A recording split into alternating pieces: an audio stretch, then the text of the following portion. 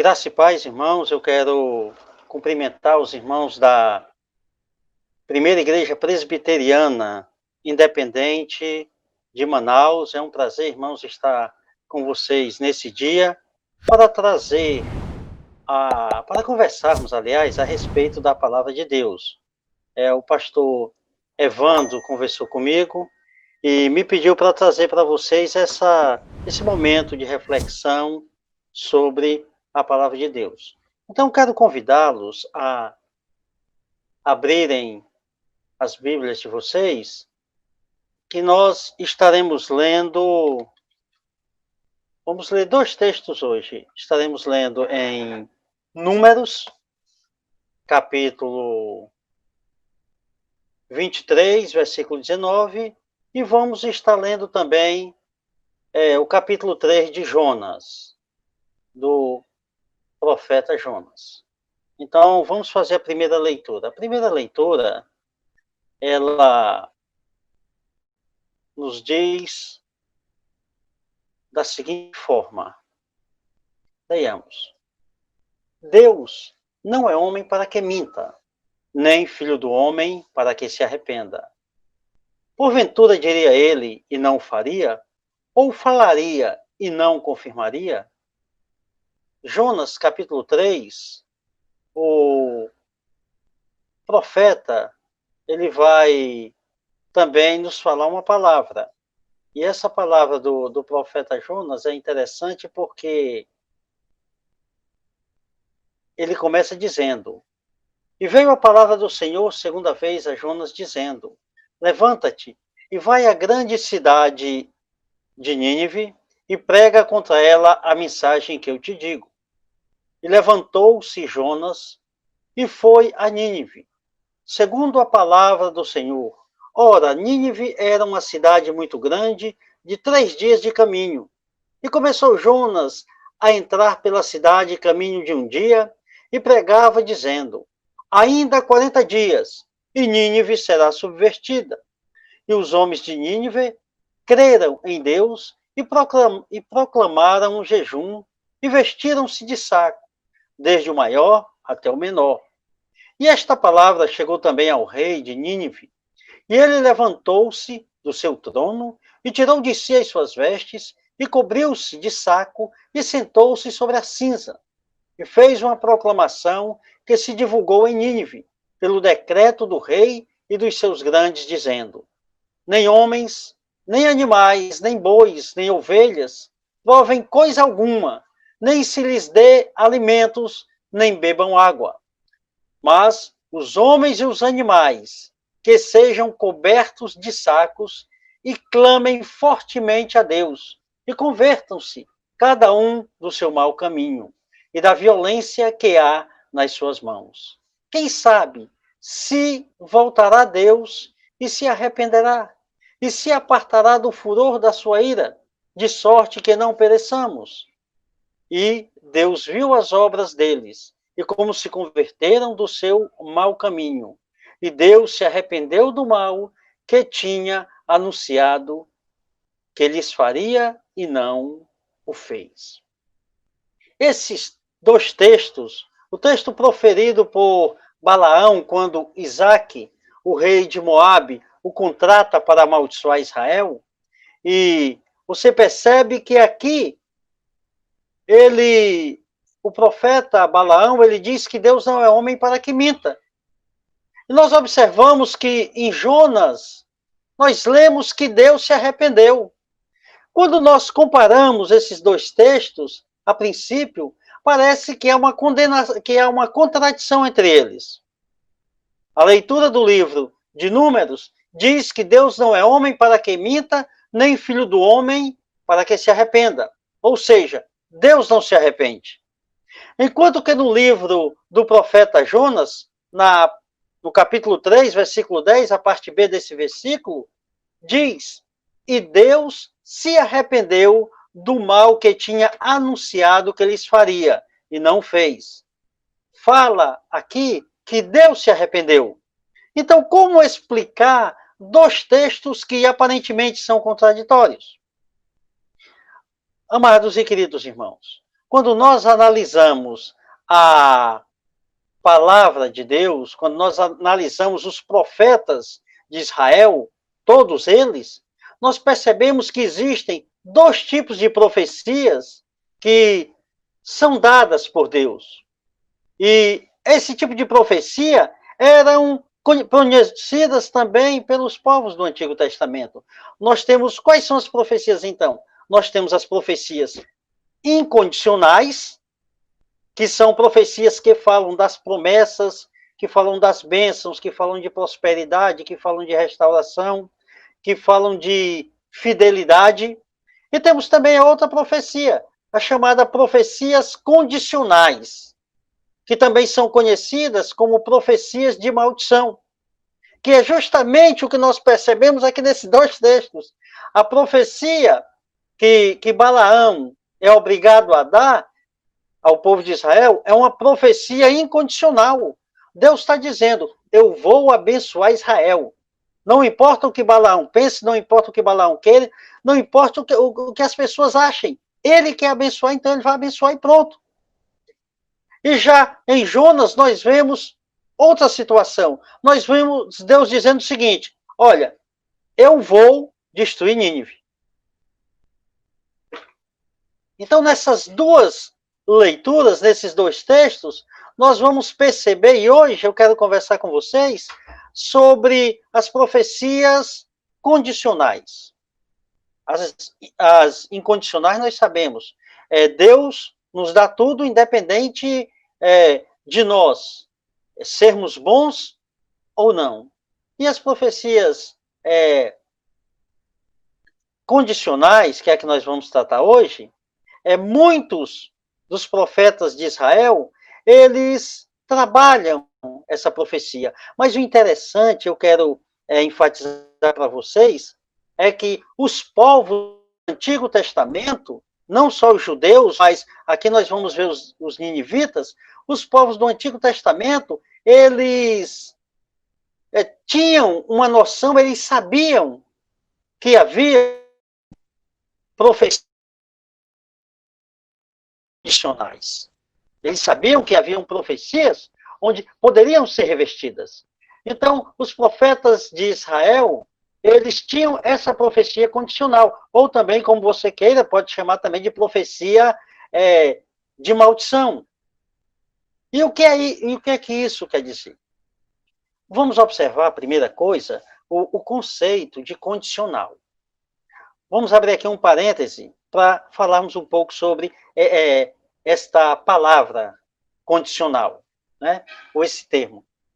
Quando nós falamos sobre a palavra condicional, ela tanto pode ser adjetivo, substantivo feminino e podemos também usá-la gramaticalmente. Um adjetivo de condicional está dizendo que ele depende de certas condições ou de certas restrições. Já no substantivo feminino, no sentido jurídico, ele traz a ideia de liberdade condicional, ou seja, um benefício ou uma atribuição que é dada aos condenados que cumprem determinadas exigências. Antecipa a volta desse condenado ao convívio em sociedade, ou ao livramento condicional. E quando falamos gramaticalmente, nós lembramos que é uma conjunção condicional, ou seja, é uma conjunção subordinativa que introduz uma oração que está subordinada a ela e que expressa uma condição, como se, caso, contrário que, salvo se, a não ser que, desde que, a menos que, ou sem que, e aí vai pelo português afora. Então, o que é uma profecia condicional, biblicamente falando? A profecia condicional era muito comum, como já falamos, entre os povos do Antigo Testamento.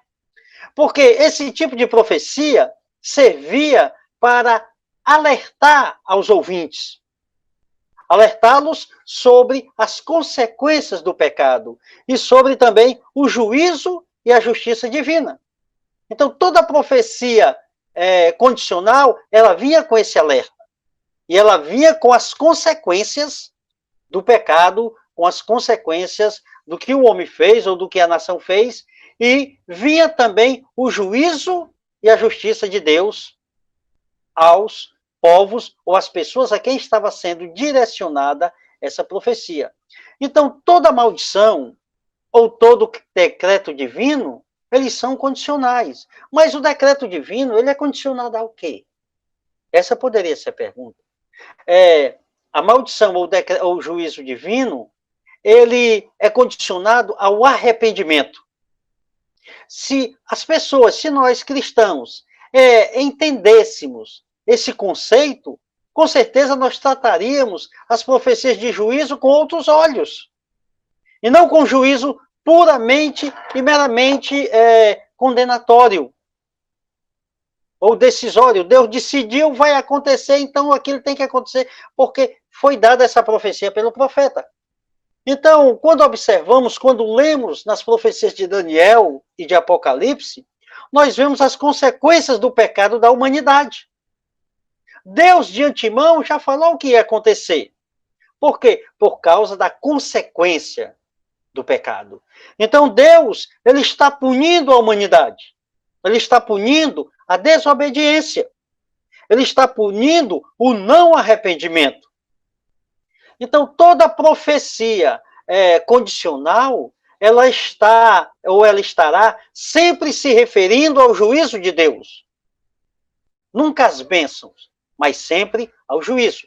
Então, as profecias de destruição, elas são sempre condicionais.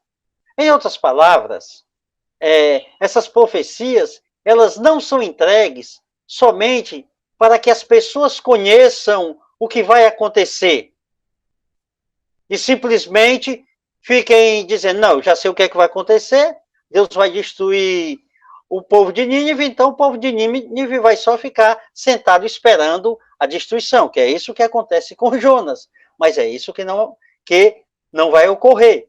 Jonas, ele senta e fica esperando a destruição. Então, essa profecia de destruição, ela é dada por Deus, através de seus profetas, com um propósito de que as pessoas reconheçam os seus pecados e se arrependam. Então, Deus, ele anuncia o juízo, não porque ele odeia os pecadores.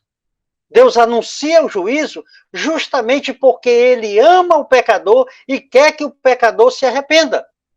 Lucas capítulo 15, versículo 7 diz assim, digo-vos assim, falando Jesus, haverá alegria no céu por um pecador que se arrepende, mais do que por 99 justos que não necessitam de arrependimento.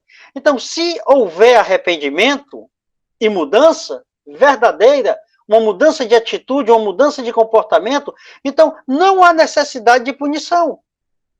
Vocês estão compreendendo?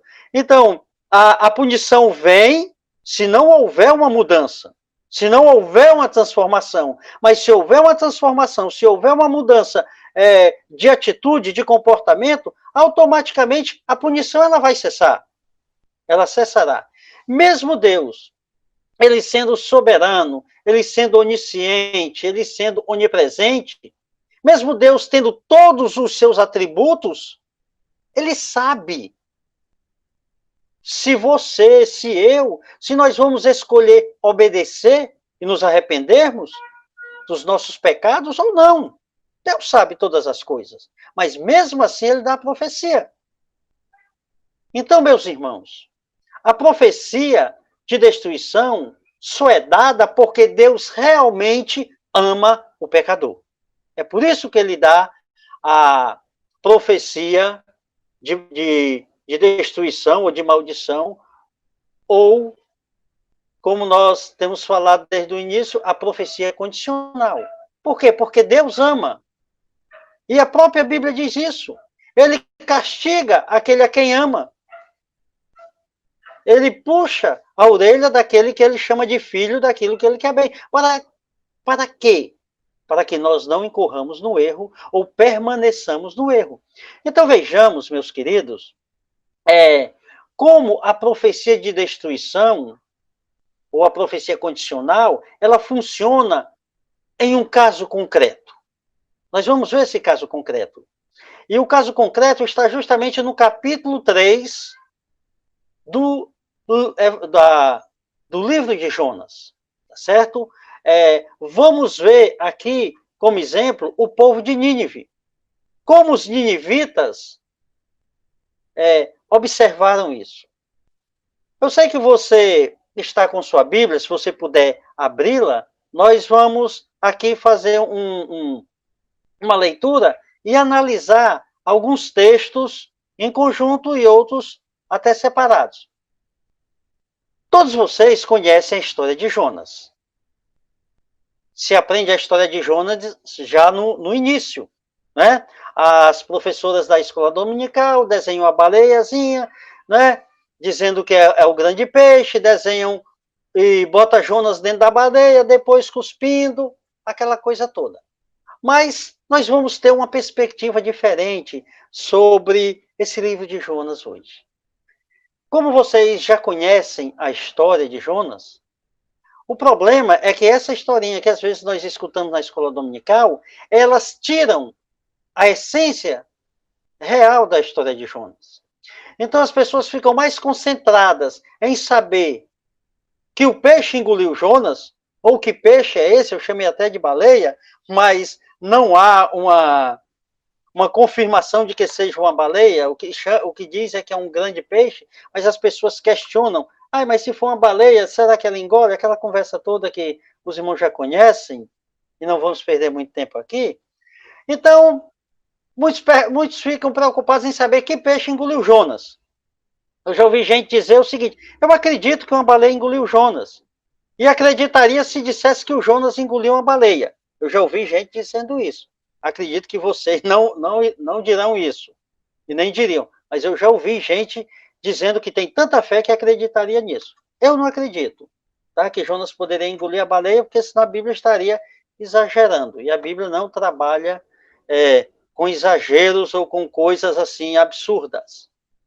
Ela nos mostra a ação de Deus, né? No meio da raça humana.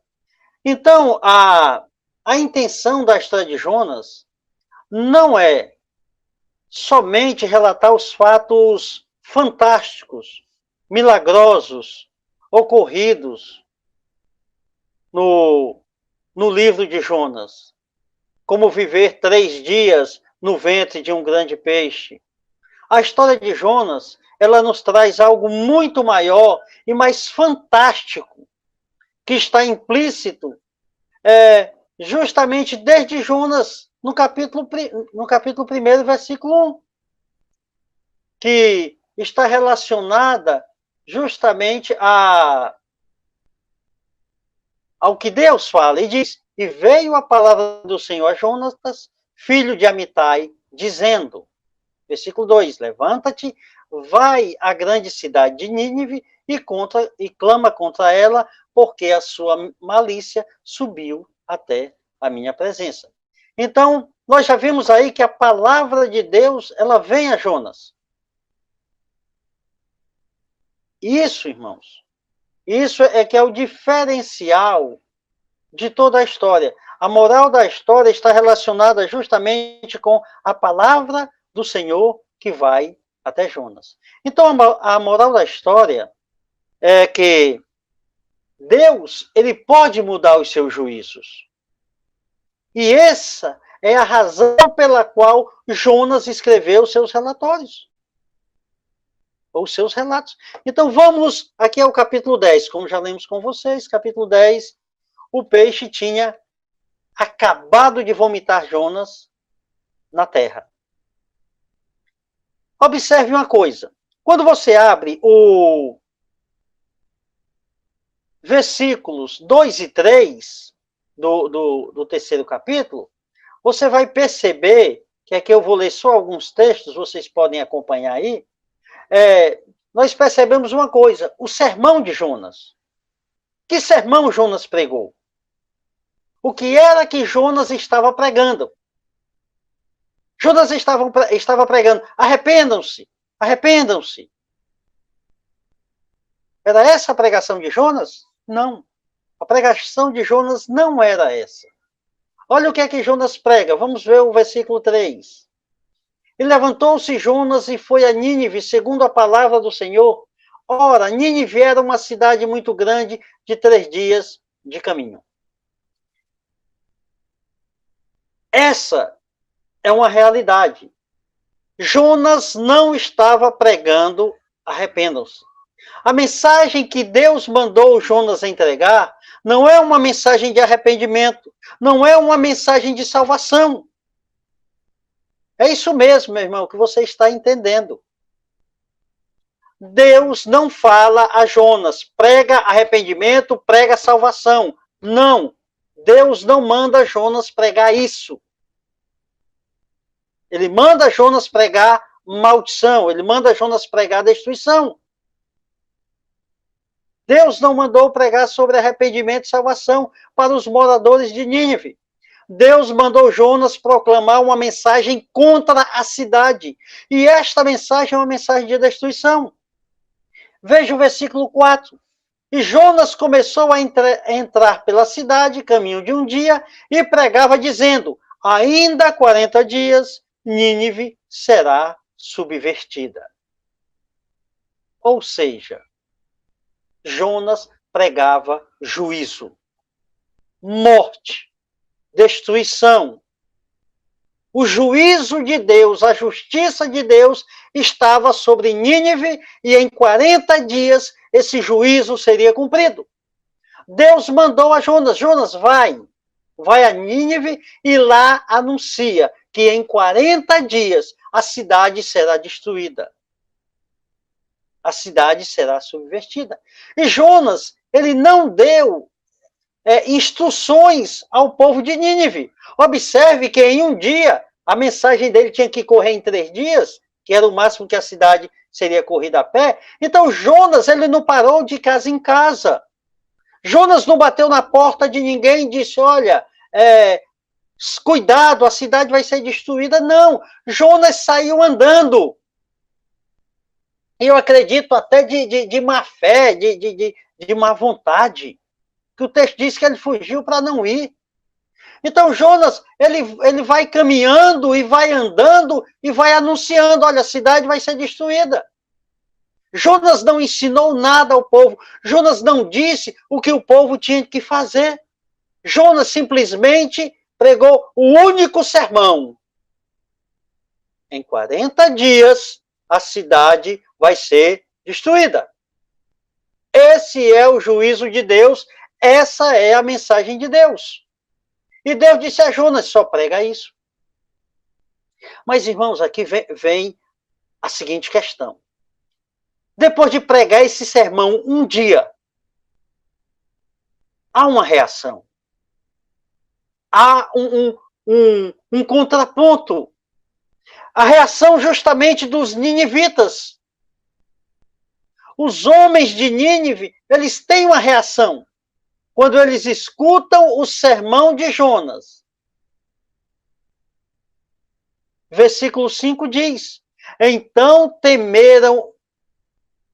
Desculpem, versículo 5 do 3. Diz assim: e os homens de Nínive creram em Deus e proclamaram um jejum e vestiram-se de saco, desde o maior até o menor. O que é que nós observamos aqui? Quando Jonas prega, as pessoas começam a acreditar na mensagem de Jonas e começam a arrependerem-se dos seus pecados. Creram, proclamaram jejum e se vestiram de sacos como arrependidos, humilhando-se diante de Deus. E, meus queridos irmãos, e diante disso,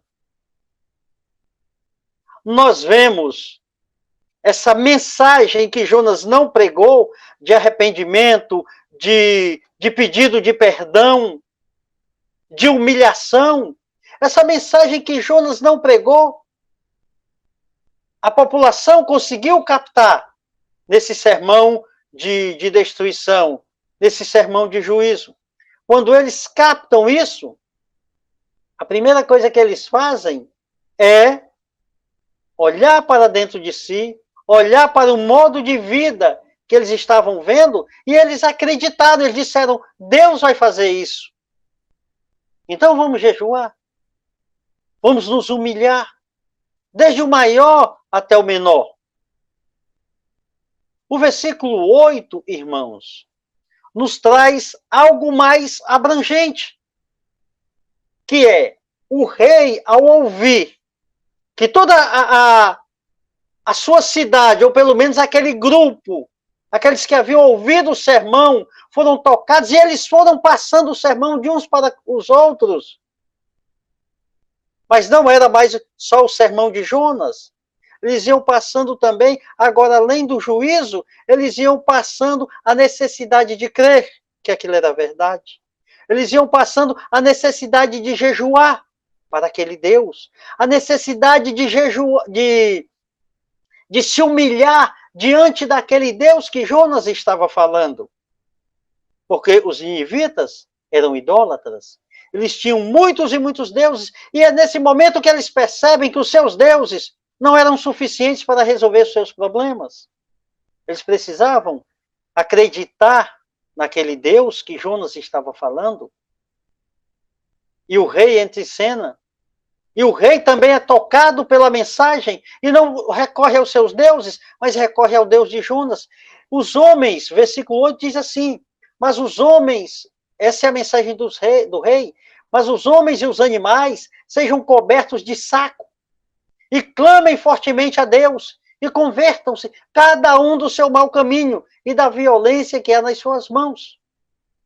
É interessante, meus queridos, que o rei, no seu desespero de agradar ao rei, a Deus, tá certo? O versículo 6 diz que ele levantou do seu trono, ele tirou as suas vestes reais, ele cobriu-se de saco, jogou cinza sobre ele, isso é sinal de humilhação, e ele fez uma proclamação em toda Nínive. É um decreto dele agora. Ele diz, nem homens, nem animais, nem bois, nem ovelhas, provem coisa alguma, não comam nada, não deem alimento a eles e não bebam água. O jejum não era agora só dos homens, o jejum era dos homens, das crianças, dos animais, ninguém bebe água e ninguém come nada. E no versículo 8 ele diz, os animais também devem ser cobertos de saco, ou seja, até os animais têm que se humilhar diante de Deus. Até os animais têm que clamar a Deus. Até os animais precisam converter-se a Deus. Porque é isso que ele diz. Os homens e os animais sejam cobertos de sacos. Observe na sua Bíblia. Até os animais, eles são colocados como consagrados nesse momento a Deus. Se convertam do seu mau caminho, da violência das suas mãos. A primeira coisa que o rei diz, clamem. O rei manda que até os animais clamem a Deus. Agora veja o nível de arrependimento desse povo. Como é diferente do que nós vemos hoje. Muitas pessoas dizem que se converte a Deus, mas na realidade não se converte a nada. Se converte e diz, não, Deus, eu me converto, mas é da seguinte forma, é do meu jeito. Se o Senhor aceitar as minhas condições, eu te sirvo. Se o Senhor não me aceitar, então eu vou atrás de alguém, porque na realidade Deus é quem precisa de mim, não eu de Deus. Esse é o pensamento de muitos cristãos. Muitos daqueles que se dizem evangélicos até. Então, o rei manda que os animais busquem a Deus, clamem a Deus. Esse é o nível de arrependimento que Deus, o próprio Deus, plantou no coração dos ninivitas. Primeiro foi o povo que acreditou, depois foi o rei. E o rei, ele contaminou ele se contaminou com essa crença daquilo que Deus falou. Ele se contaminou com a crença do Deus de Israel.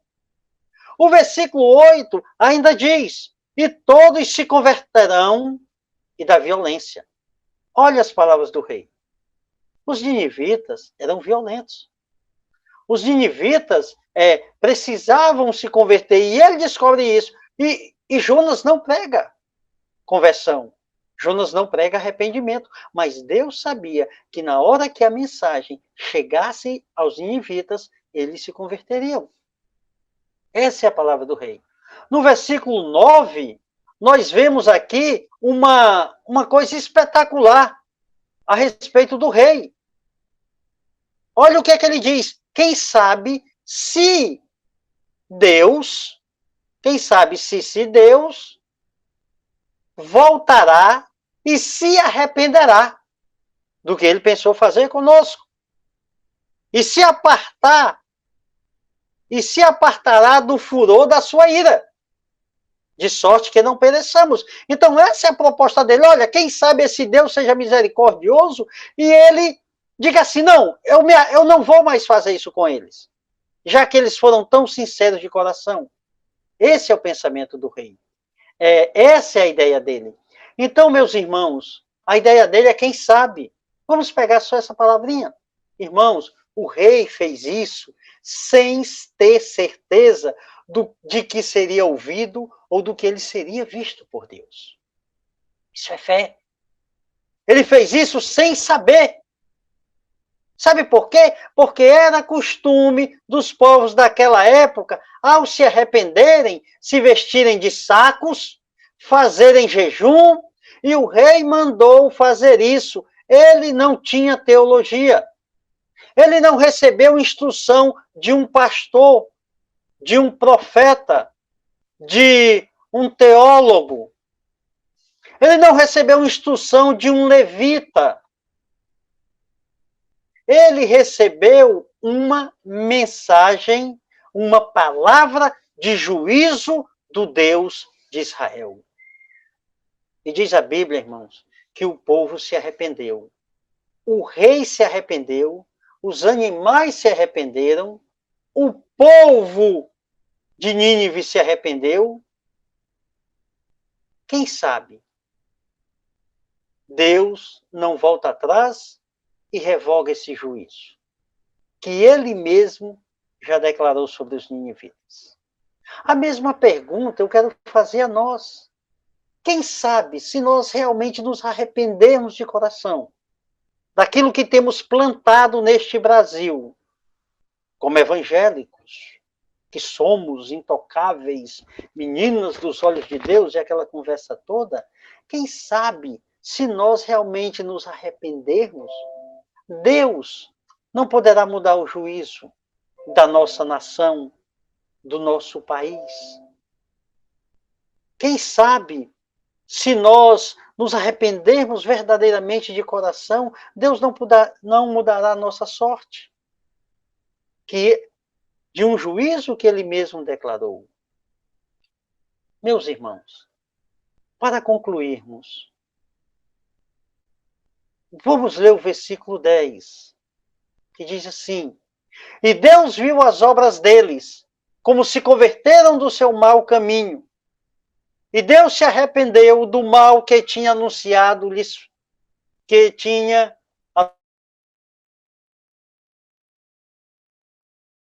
Meus irmãos, qual é mesmo a moral da história de Jonas? A moral da história do livro de Jonas é a baleia? Ou o grande peixe? A moral realmente do livro de Jonas é saber qual é a natureza do animal, ou que Jonas foi vomitado depois de 3 dias. A moral da história é Jonas e Nínive, um povo que foi condenado pelo seu pecado com a sentença divina já decretada, e esse povo se arrependeu e se converteu dos seus maus caminhos. Meus irmãos, isso é o verdadeiro arrependimento. O povo de Nínive Eles tiveram 40 dias para provarem que mudaram de atitude. Jonas pregou e eles tiveram 40 dias. E nesses 40 dias, no final dos 40 dias, Deus revogou o seu decreto. Aliás, Deus tinha revogado até antes dos 40 dias. Mas no final dos 40 dias se comprova que Deus não iria destruir Nínive, pelo menos naquele período. Então, o propósito do livro de Jonas não é você descobrir como um homem fica no estômago de um animal por 3 dias. Não é essa a intenção da história. Muitas pessoas se impressionam com esse animal engolindo o Jonas. E como ele sobreviveu 3 dias lá dentro, sem comer, orando, jejuando, aquela conversa toda. O que mais me impressiona é que Deus revoga. É que Deus pode voltar atrás no seu decreto divino. Isso, irmãos, é fantástico, isso é maravilhoso, isso é tremendo. É o lado sobrenatural da história, esse é o lado sobrenatural. Deus mudou o coração do povo de Nínive e revogou o seu juízo, o seu decreto divino sobre Nínive. Então, como é que Deus muda um decreto que ele mesmo decretou? E mandou o outro ir lá e anunciar. E ele não deu nem espaço direito para arrependimento.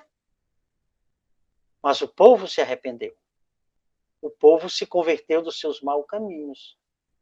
E Deus revogou o decreto. O arrependimento voluntário e sincero é uma das ferramentas mais fortes que o homem tem para se comunicar com Deus. Por isso, meus queridos irmãos, que nós possamos estar refletindo nesse livro de Jonas e vendo que não existe nenhum decreto divino que seja condicional, que ele não possa ser mudado pela nossa atitude, pelo nosso comportamento diante desse Deus maravilhoso. Mudado pelo nosso arrependimento e uma oração sincera diante de Deus. Que Deus em Cristo nos abençoe e nos guarde. E eu quero agradecer ao reverendo Evandro pela oportunidade de estar conversando um pouco com os irmãos. Que Deus em Cristo vos abençoe e abençoe também a essa cidade maravilhosa de Manaus. Um abraço.